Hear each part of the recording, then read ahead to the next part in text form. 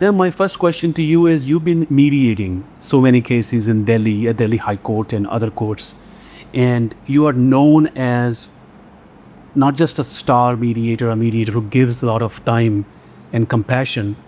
In this project of leadership, which I think India has produced the best leaders in the world, or really good leaders, I'm really intrigued by you being a woman, and if I may use the word minority woman, even in India, are shining in the field of law and mediation. Would you please share a little bit about your story? Whatever you think will be helpful for our listeners to know more about you. In the field as a mediator, right? Well, what I feel is I have used my status as a minority to develop the compassion for everybody. And I use that for the purposes of trying to bring in that when I'm doing mediation. Wonderful. That is, when I'm seeing people, I don't judge them.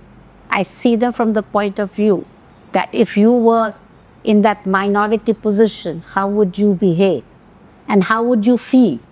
So by doing so, I try to bring out and make them at ease for the purposes of coming out with a story to a person who would feel that she has some similar connection or background with that kind of situation.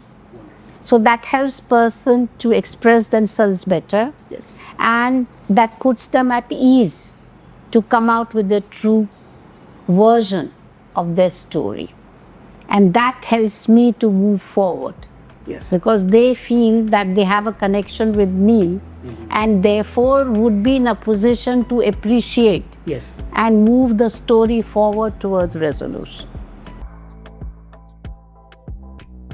Ma'am, when you mediate, besides curiosity in building people up, what other skills do you bring to the table?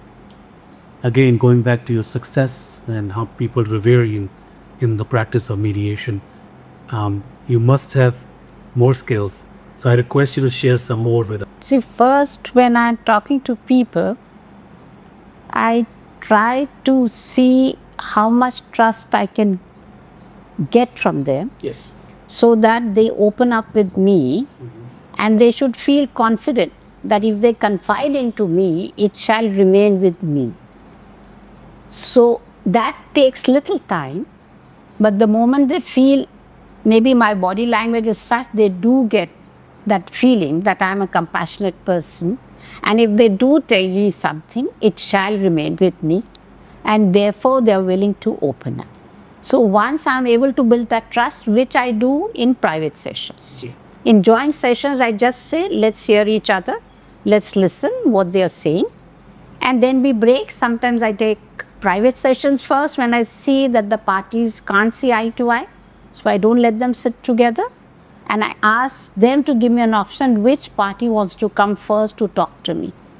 So whichever party decides, most of the time they say that this party has approached, so she must come or he must come to narrate a story. And then the first thing they come to say when I call the second party is, what did he say or what did she say? So I said, no, that I cannot tell because I have not taken permission.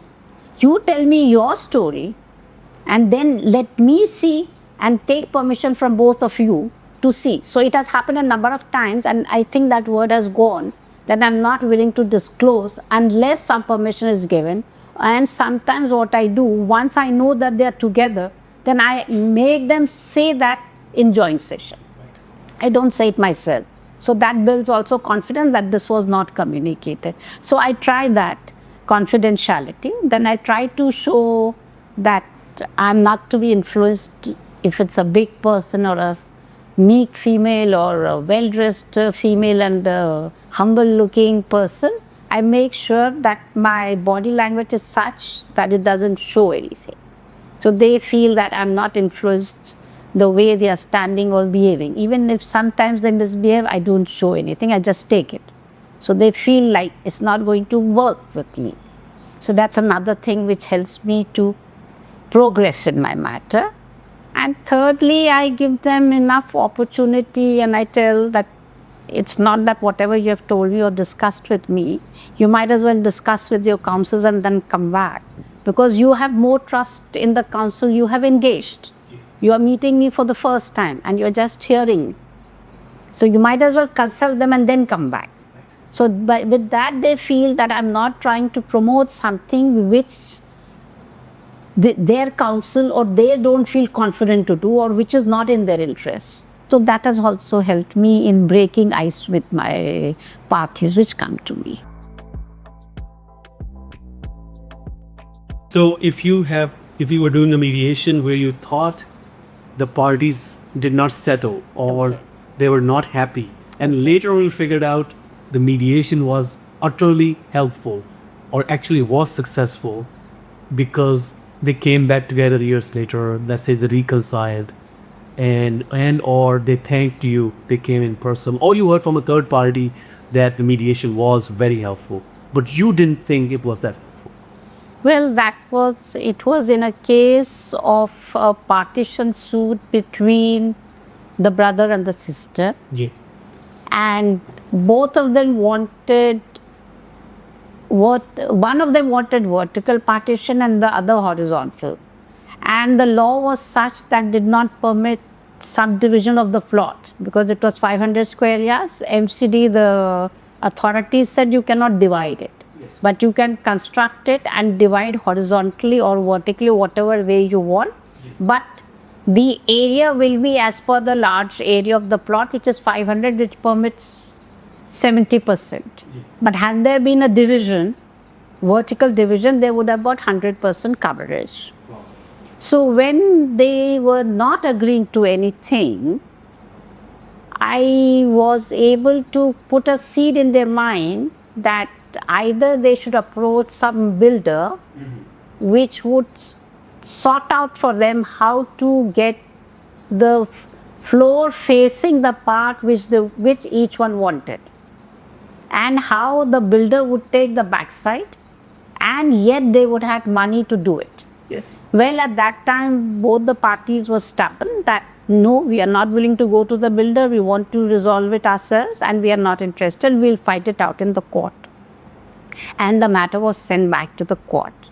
When they went back to the court and the matter went on for a little while, then I came to know later on that they did approach a builder and got the way which they thought would work out, what both of them wanted, and which was there when I was the mediator. And later on I was told that this is how we have resolved a dispute. Amazing. And both of us are happy about it.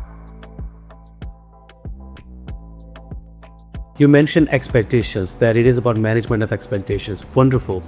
And all of us as mediators know mediation is about managing people's expectations primarily. But coming to your personal life, you be your own graceful person that you are, and how you show others how to lead a life. How have you managed self-expectations? Well, I would say I'm quite a disciplined person and I can do time management. So with that, I'm able to meet my expectations to quite an extent. Wonderful. I've continued with my profession. I looked after my mother-in-law, I looked after my brother, my sister, the home front, the cooking front, and of course, I didn't give up my profession. I was a full-time. And she was 15 years the standing counsel for Delhi government. Yeah. I mean, So I'm first counsel for the government. And I still love my work. And I still love cooking. I still love my home. Ma'am, if I may ask you, please forgive me, and if it's not right questions, don't have to answer it. But ma'am, being a woman in Delhi, in India, and still being a leader, how did those two gel for you? Was it difficult? Was it easy? What guidance do you have for the women that are listening to us? Well, that woman should have clarity. And she should know how to balance the two fronts without giving more time to the one and diminishing the other part. If you are able to do that and know what you're looking for, then you can manage both the worlds without anything. So you're almost saying a woman has more or unique responsibility when you have to learn how to manage. Yes, she has unique and difficult responsibility. If you give a thought to it, it's not so difficult, but yes, at times it becomes strenuous. So if you're strong mentally and physically, then you can walk through.